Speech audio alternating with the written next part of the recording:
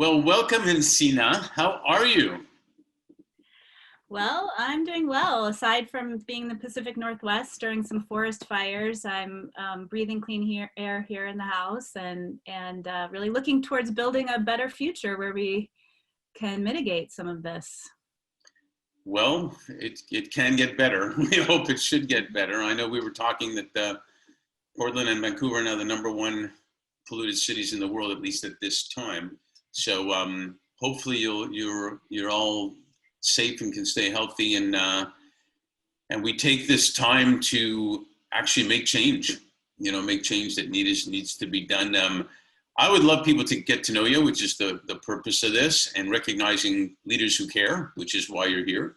Can you kind of somewhat formally introduce yourself, tell a little bit about your background, and then let's chat. Absolutely. Well, my name is Jensine. I'm the founder of World Pulse, and really my job over the past decade has been pretty cool. It's been to listen to what's on the hearts and minds of women and girls from every country of the world, and really design community technology that can support their flourishing.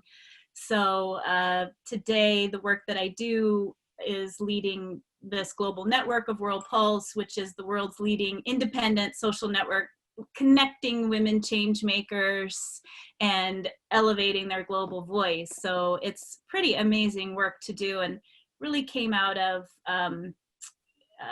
growing up very shy in rural Midwest of the United States, which set me on this path, and I can share more about that. But that's the essence of the work that I do. I used to be shy too. They don't believe it, but that's what I was. But I was. I don't know what happened. So what happened to you? Well, so to tell a bit more of the story of the origin of World Pulse, I was homeschooled and I wasn't very socialized. So every time I went into a public square or into a classroom or event or anything, I really felt my voice like trapped inside, literally like burning inside. And as a former shy person, you may have experienced that, but it's very real. And I turned to books, and books, being an introvert, was the way that I learned about the world. So I, at 19 years old, decided to travel the world, and I became a freelance journalist going into the Amazon rainforest, working with indigenous women whose traditional lands had been contaminated by oil spills. And they kept saying to me, please be our messenger, take our stories back to your country. And so I pursued journalism, but it was on the Burma-Thai border where I had the vision of World Pulse. And what happened was that I was working with women refugees fleeing the ethnic cleansing, horrific stories, and they kept telling me to be their messenger as well. And I just came home one day, and I was lying on a bamboo mat, and it was hot and sticky night, and I just couldn't sleep. I was feeling so heavy, so depths of despair really in their stories, and asking myself, I could publish these stories, but who's really going to care? And I could see their hope. I could see this flame, this flicker, this pulse of light when they started telling their visions, and they knew what they needed in the way forward. So I was tossing and turning and in between sleeping and waking, and I look up, I'm on this mat under the stars, and I see the stars pulse a little bit like we get struck by a bolt of lightning. Mm-hmm. And I see the stars arrange into a globe, and this blue light pulses I could tell was like this voice, a woman's voice unlocking, and then it activated these other lights, creating this incredible chain reaction of unlocking of women's voices across this globe, and it just grew and grew at this blue healing light. And I know it sounds really strange, but I just sat there and I suddenly felt like, wow, this is the way forward. And it's not about just one voice, it's about connected voice. So that was the moment when I saw the vision of World Pulse, and I realized I can't merely be a messenger for these extraordinary women. I can no longer be just a journalist, but the world needs a communication source where women globally can speak for themselves in their own words, and importantly, connect to each other so that they don't feel so so alone and build power together. So that's how it all started. And by the way, that doesn't sound strange at all. It actually sounds brilliant. In the actual light sounds brilliant, and the whole essence of what you're talking about sounds brilliant. Things don't happen by accident. At least I believe they happen for a reason. And what did your mom think about you going there at 19? I think my parents knew I was always a very independent individual, so they were a little nervous for me. But I mean, in the end of the day, my mother she's the one who is saying, do more, keep going. She's certainly one of my biggest cheerleaders. And she herself is now connected through World Pulse to women all around the world who worship her because she's an elder. She's the founder of the founder. So she gets so much love internationally from women globally that she's quite happy. See, I didn't know that, but I knew I had to ask that question because something was going to happen with that. That's awesome. And your dad? Interestingly, my dad is the man of books, and he always sort of felt like, interestingly, he was a person who said, you act locally and you don't travel around the world. But I think he's really come around since I started getting my articles published in his magazines and in the books that he reads. So he's also come along and really a supporter. Well, he's not totally wrong with the act locally. He's just not correct with the not traveling globally. At least right. And right now, really, we are coming to this moment in time, especially with the pandemic, where the reality is so much of us our feet have to be planted in one place. We have to be in our territories. We have to be local. And yet this is a global phenomenon. This is a global trauma. And so we also need to be connected to solve this problem globally. So it really is, there is no moment like now to truly strengthen and lean into the power of technology to support change both locally and globally. I know a great organization you can contact called World Peace and World Pulse that can help you on that. But hey, tell me, and you may have answered this to some degree, but I love knowing people's why, but I like to ask it a little bit differently. So why do you do what you do? Mm-hmm. It's out of curiosity and relentless determination. Like I always know there's another way. There's a different way than how we've always been taught or that has been force fed us. It's just been inside of me. And also this curiosity of, what will the world look like when the full human creative potential of women and girls is fully unleashed across the world. And it's so exciting to me. It literally drives me every day. And it's not just like, okay, everything will be equal and just, which is great, but it's so much more than that. It's the literature, it's the music, it's the way societies will be redesigned. It's a future that can be built by the feminine collective intelligence that has not yet been born on the planet, but is just waiting around the corner, and we can make it happen. So that's my why. And also World Pulse today, I mean, we are a network of women logging on from 190 countries, about 74,000 change makers. There are about 10% men, so there's extraordinary men as part of this and non-binary across the gender spectrum. But what we're discovering is this magic that can happen when you have a supportive community space online, and the online environment is supporting offline change. So our community is impacting now 17.4 million people in their communities that they say has been activated as a result of World Pulse. And that's, building new businesses, expanding movements, working to change cultures like ending child marriage, and women running for office. So we're seeing this massive ripple effect that can come in an online space when women and girls are nurtured and supported.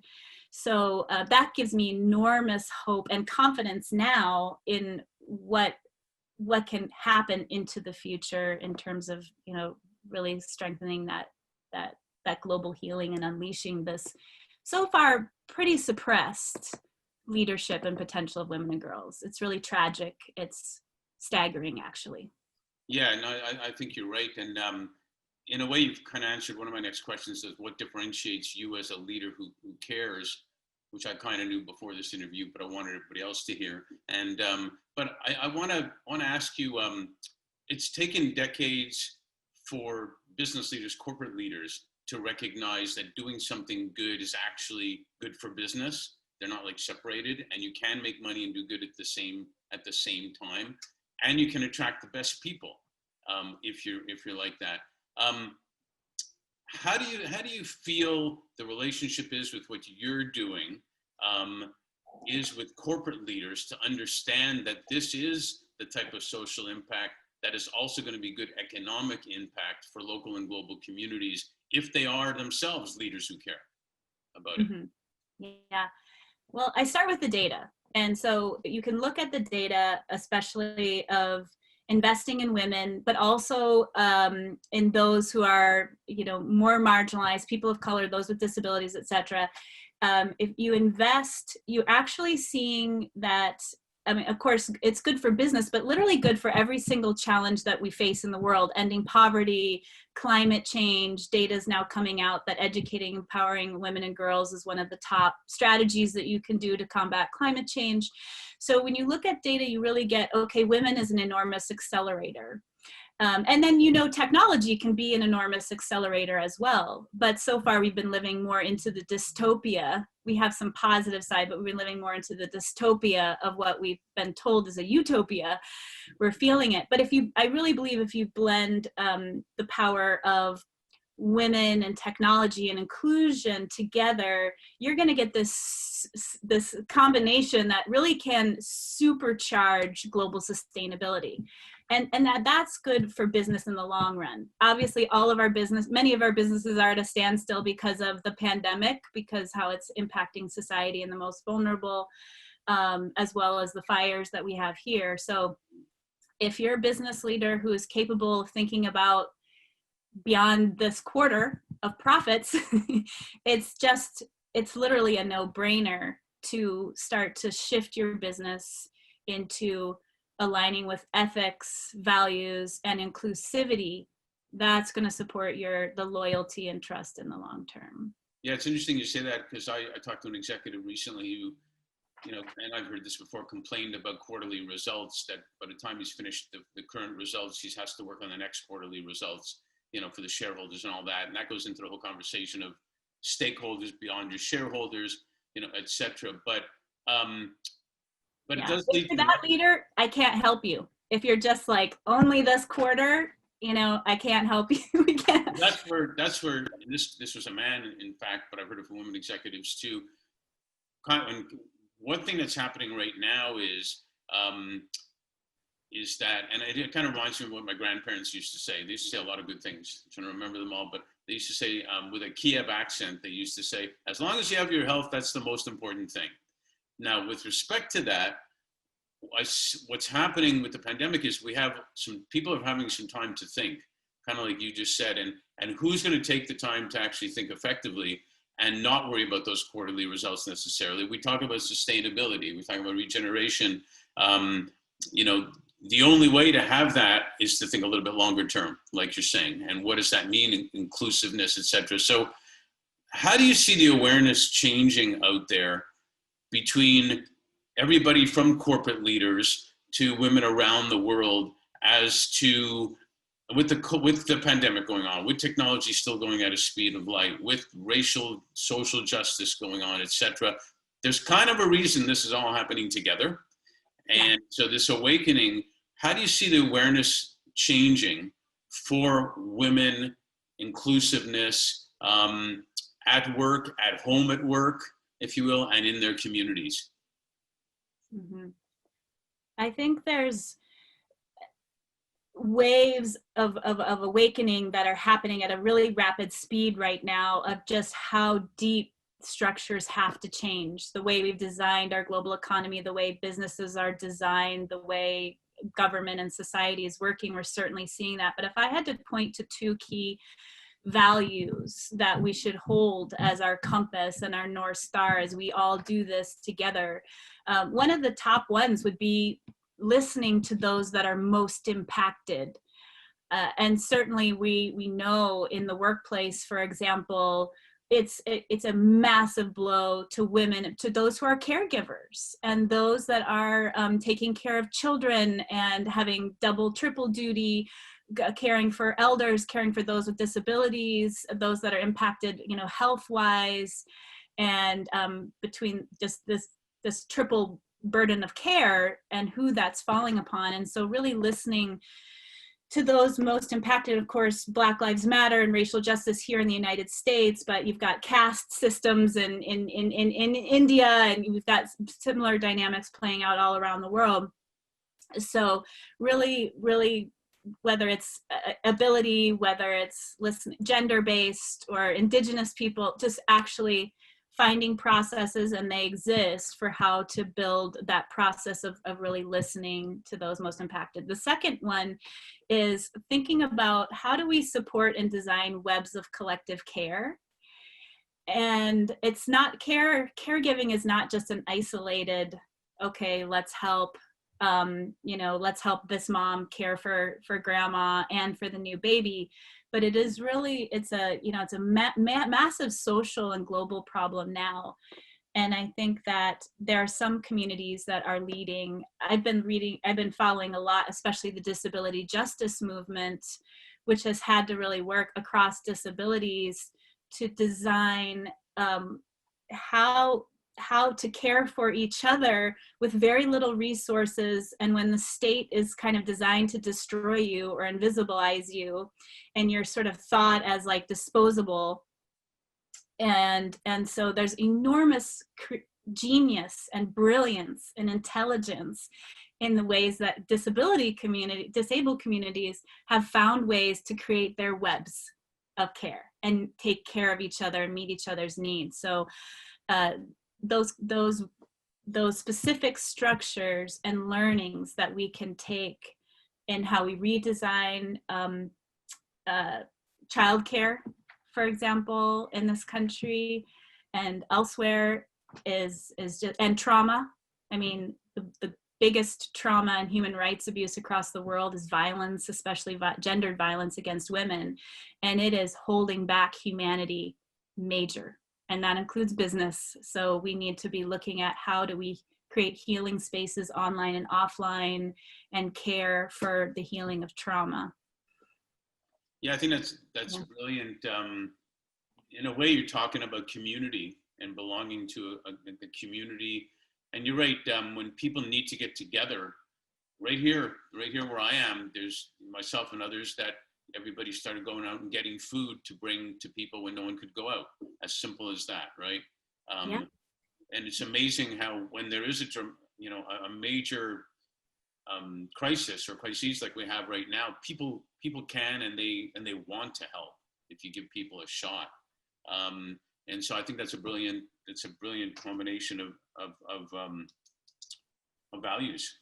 Yeah, and we're seeing at World Pulse, because as I said, we're really on the pulse. Women are writing their stories from around the world. So what we're seeing is that women community leaders are doing more than governments in many cases to take care of those most vulnerable in their communities. The connecting the vulnerable to domestic violence hotlines, helping provide food, because food insecurity is so massive, it's a huge blow.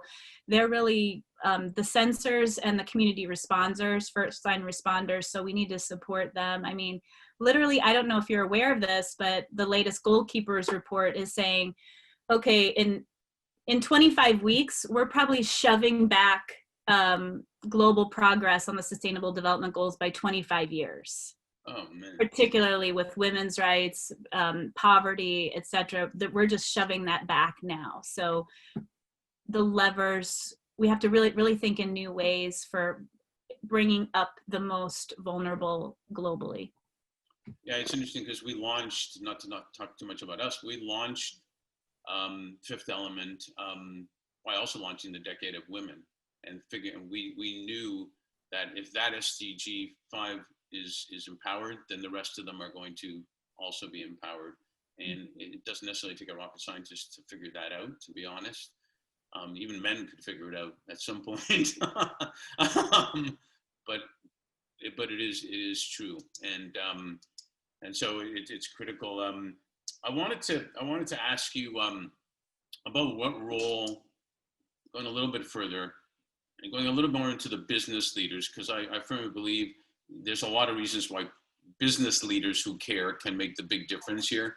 What do you see their role being with respect to the well-being of communities, the well-being of their talent? Their talent are the communities at the end of the day, if everybody's working at these companies or their own businesses. And there's three types of well-being. There's financial well-being, physical, and mental well-being. We've touched a little bit about the mental, but what role do you see them really needing to play to support what you're doing effectively to empowering and raising, women and inclusiveness? Mm-hmm. Well, business has as you say, they have a major role to play. I think the number one thing that it does come down to is the alignment, the ethical alignment inside the companies. And you're seeing big companies are really grappling with this right now. And certainly Facebook is, I live in the tech sector, so we can talk about the tech sector specifically, but to be on the right side of history, it's going to start to come around if you don't actually look at technology and your business in a new way. Not only profit, but tech for profit, but tech for human well-being, not tech for rapid movement, but also there's a slow tech, tech beyond just information and data, but relationship technology is going to bring the human element in. And public is starting to judge companies and are starting to make the voting with their feet, voting with their thumbs, if you will. And that's going to continue to happen. We're just started seeing the tip of the iceberg now, but Facebook, there's this drain of talent. So you're seeing coming from these big tech companies, and there's a new show called The Social Network on, where you're seeing people from the Facebooks and the Amazons, and they're the head engineers, and they're saying, I could no longer be there because of how they were conspiring with the human rights violations with China, or extractive use of data, or the way they were designing algorithms to be addictive and foster social isolationism. And so even those sort of converted people who are leaving are being judged harshly of how much they conspired and how much they played a role in building up those cultures, which were, really against human well-being and at cross purposes. So I think for business, it's like, you will do well to put yourself ahead of the curve, even if you slow down a bit and you really listen to your people, you do the ethics alignment, and you really look at aligning yourself for the long range sustainability that needs to happen. And honestly, a lot of businesses are driven by our current economic mandate. So there is an engine pushing from behind of, you have to, your shareholders. So in parallel, these systems need to be redesigned, these bigger systems, but businesses can start to shift the winds internally by making headway. Yeah, no, it's right on, Billy, what you're saying, and I think to some degree leaders started recognizing this when they weren't getting the talent, the A-player talent, especially, to come to them because they didn't believe this, and now they're getting people leaving because they see for real, and that's a big part of the impetus. And I do know about the shows. I think, is it Social Network or Social Dilemma? I think the documentary you're talking about. There's another one called Social Dilemma. Yeah, it's just come out. It might be the Social Dilemma. I haven't seen it yet, but the chatter is, there's a lot of critique on it, I believe it. Golden saviors who are like now against the companies, but they really were very complicit in the building of it. And there are people who have been, holds industry swaths of activists and leaders who have been basically saying this thing for decades, of how important it is to look at the ethical. Like climate change for decades. Mm-hmm. I heard a line, I think it's from that show maybe, about there's only two places where the term users are, and that's in drugs and networks like Facebook, where they have users. And so it's addictive, and they're both addictive. Those networks and for drugs, which is an interesting comment. At the end of the day, Yeah. what most dramatic thing do you think, if you're trying to pick low-lying fruit that can take action immediately or close to short term, what would think the most dramatic positive change be that you think should be made? By the business sector? Mm-hmm. Well, I see this nexus of investing in women in technology, and not just women as coders, as STEM, but women's movements, and strengthening greater platforms for women's movements, and greater access to technology and skill building, this whole spectrum of investing with women in technology. I really think that that's going to be the best ROI for the future. There's a whole ecosystem of folks working in this space. And so from a CSR perspective, investing in that space is going to be the greatest accelerator.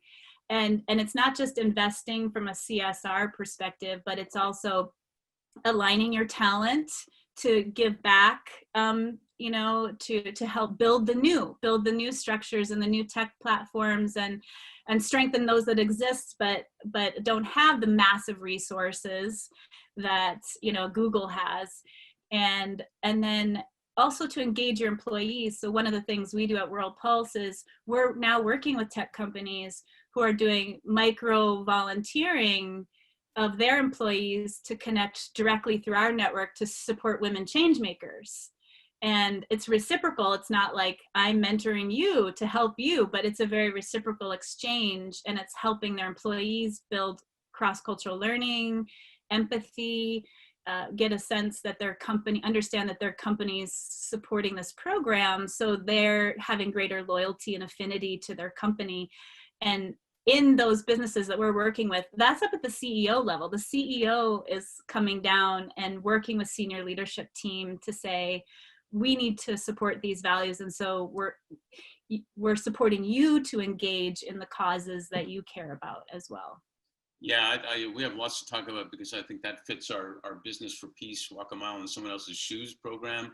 And I will tell you, on two searches, we're doing a head of digital transformation for a global company, and the two finalists are women. And we placed a board chair, and we're doing a CEO search for a digital media company that looks like it's going to be a woman. So we're trying to do our part in that sense too. Hey, this is awesome. So much more to talk about. We might have to do the sequel, which everybody in LA loves sequels. So we might have to do a sequel. Thank you so much for participating. All right. Well, I look forward to staying connected online. And anyone can, of course, connect onto worldpulse.com if you want to really connect and listen and learn from extraordinary women change makers globally. Well, we'll be sharing. Thanks for being one of the leaders who care. Thanks, Mark. Thank you for having me.